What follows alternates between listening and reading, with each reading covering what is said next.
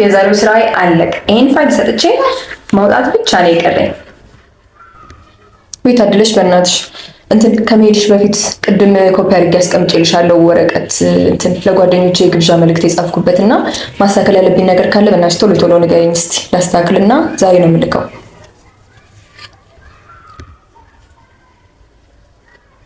ኦኬ ብዙ ያቆያል?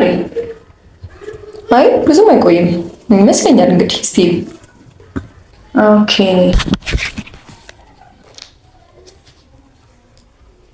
Okay, Nambabowski. Dear friends, I am so happy to invite you to special event.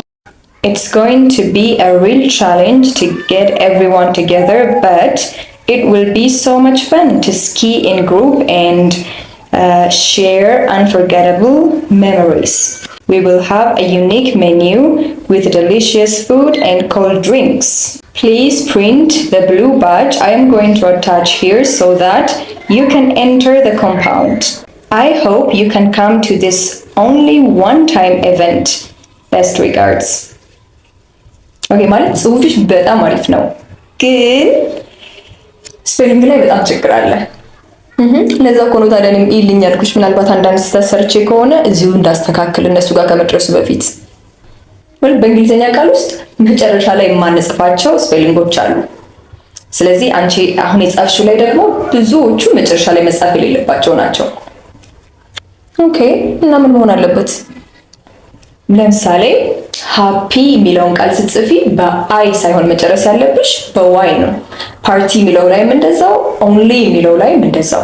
በአይ የጨረሻቸውን በሙሉ እየቀየርሽ በዋይ መተካት አለብሽ። እንግሊዘኛ ኦሪጂናል እንግሊዘኛ የሆነ ቃል በፍጹም በአይ ማለት የለበትም። ኦኬ እና እስኪ ላይ አይደል? ኖ አይ እሱ ልክ ነው እንዴ? ለምን እሱስ አንዴ ማለቂያው።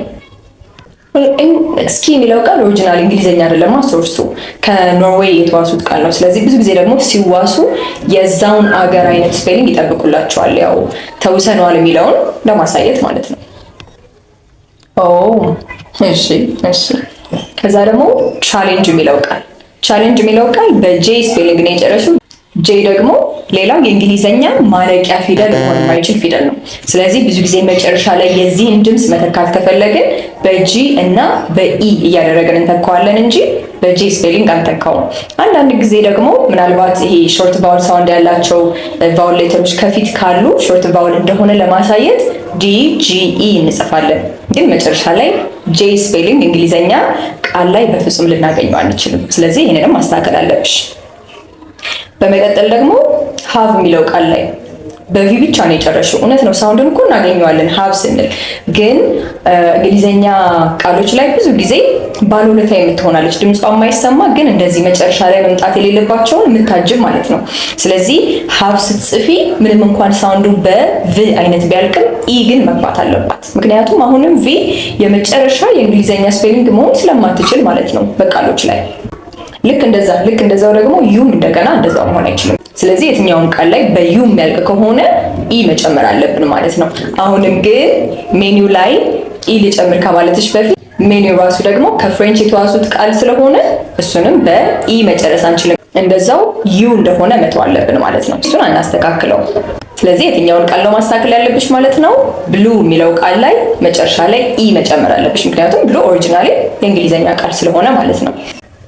ኦኬ እሱን እሺ ከፍሬንች የመጣ ቃል ስለሆነ ነው ብዬ ልቀበል። አሁን ዩ የሚለው ቃልም ከፍሬንች የመጣ ቃል ነው ማለት ነው። እሱ ላይ እኮ ግን ዩ በእርግጥ መጨረሻ ላይ አለ፣ ግን ዩ ብቻውን እኮ አይደለም ያለው፣ ኦ ዩ ነው አይደል ያለው። ስለዚህ እንደ ቫውል ቲም ነው እንጂ ኦ ዩ ያለው ዩ ስፔሊንግ ብቻውን አይደለም የመጣው። ስለዚህ ቫውል ቲም ከሆነ ምናልባት ዩን ልናገኘው እንችላለን መጨረሻ ላይ። ለሁሉም መልስ አለው አይደል? ኖ አይ ሁሉ ጊዜ መልሳላቸው ማለት ሳይሆን አንዳንድ ጊዜ ኤክሰፕሽን የምንላቸው አሉ። ደግሞ በቃ ይሄ ህግን አይከተልም ብለን የምናስቀምጣቸውም ቃሎች ይኖራሉ። ለአሁኑ ግን እዚሁ መልእክትሽ ላይ ኪው ደግሞ መጨረሻ ላይ ያስቀመጥሽባታለች ዩኒክ የምትለዋ ቃል፣ እሷን ደግሞ እንመልከታት። ኪው ብዙ ጊዜ የሆነ የመጨረሻ አይነት ድምፅ ሆኖ ከመጣ በጣም ብዙ ጊዜ ማለት ይቻላል ዩ አብራ ነው የምትመጣው። ስለዚህ ኦልሞስት ታጅባታለች ሁል ጊዜ ማለት ነው። በጣም ምናልባት የተወሰኑ ቃሎች ላይ ነው ኪው ብቻዋን የምትሆነው እንጂ መጀመሪያም ስትሆን መሀል ላይም ስትሆን መጨረሻም ስትሆን በዩ መታጀቧ አይቀርም። ከዛ ደግሞ ዩን ለማጀብ ኢ መጨመራችን አይቀርም። ስለዚህ በኪው የሚያልቁ ቃሎች ሲመስሉን ዩ እና ኢ እንጨምርባቸዋለን ማለት ነው። ሰው እዚህ ጋር ያስቀምጥሻት ዩኒክ የምትለው ቃል መጨረሻ ላይ ከኪው ቀጥሎ ዩ ኢ መግባት አለባት ማለት ነው። ሰው እሱንም ማስተካከል አለብሽ። ዋው ይህን ያህል ስህተት ይኖረኛል ብዬ በፍጹም አልጠበቁም ነበር። ማለት በእርግጥ እንግሊዝኛ ግራ ያጋባል፣ ግን ደግሞ በደንብ ጊዜ ወስደሽ ፕራክቲስ የምታደርጊ ከሆነ ምንም የማይለወጥ ነገር የለም አይደለም። መቼም የኔ ብቻ ችግር አይደለም ነው ያንቺ ብቻ ችግር ነው ብዬ አላስብም። አብዛኞቻችን ገና ራሳችን ኢምፕሩቭ እያደረግን ነው። ስለዚህ ማንም ሰው ራሴን ስፔሊንግ ላይ ወይም ራይቲንግ እና ሪዲንግ ማለት ነው እሱ ላይ ኢምፕሩቭ ማድረግ ፈልጋለሁ ካለ ሃፒ እንግሊሽ የሚለውን የዩቲዩብ ቻናል ሰብስክራይብ ማድረግ ይቻላል። ምናልባት ደግሞ ከእኔም በላይ የሚያስፈልጋቸው ወይም ልክ እንደኔ የሚያስፈልጋቸው ሰዎችም አሉ ብሎ ካሰበ ሼር ማድረግ ይችላል፣ እነሱም እንዲከታተሉ ማለት ነው።